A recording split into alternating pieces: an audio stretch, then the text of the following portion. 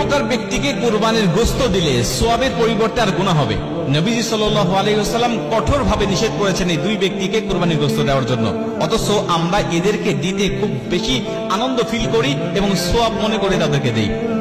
নবীজি সাল্লাল্লাহু আলাইহি ওয়াসাল্লাম নিষেধ করেছেন। বুখারী, মুসলিম এবং সিয়াসিত্তার অধিকাংশ কিতাবের মধ্যে এই হাদিসগুলো বর্ণনা করা হয়েছে, কিন্তু অধিকাংশ মানুষ আমরা জানি না এবং অনেকে জেনেও না জানার ভান করে বসে থাকি আমরা।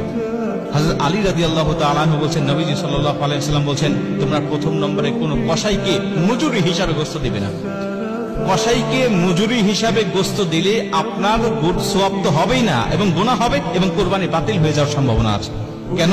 কারণ আপনি কসাইকে নিযুক্ত করেছেন, আপনি অবশ্যই কসাইকে পারিশ্রমিক দিবেন, তবে গোশত নয়। আপনি যেই পশুটা কুরবানি দিয়েছেন এই পশু থেকে আপনি মজুরি হিসাবে সেই কসাইকে দিবেন, এটা নবীজি সাল্লাল্লাহু আলাইহি ওয়াসাল্লাম কঠোরভাবে নিষেধ করেছেন।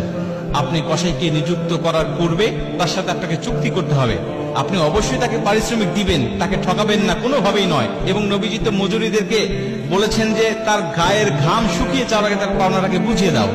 অতএব সেই নবী কখনোই তাদেরকে ঠকাবেন না। নবীজি সাল্লাল্লাহু আলাইহি ওয়াসাল্লাম বলছেন অবশ্যই তাদেরকে মজুরি দিতে হবে, পারিশ্রমিক দিতে হবে, কিন্তু এই কুরবানির পশু থেকে নয়, দিতে হবে তোমার ইনকামের মধ্য থেকে, তোমার সম্পদের মধ্য থেকে।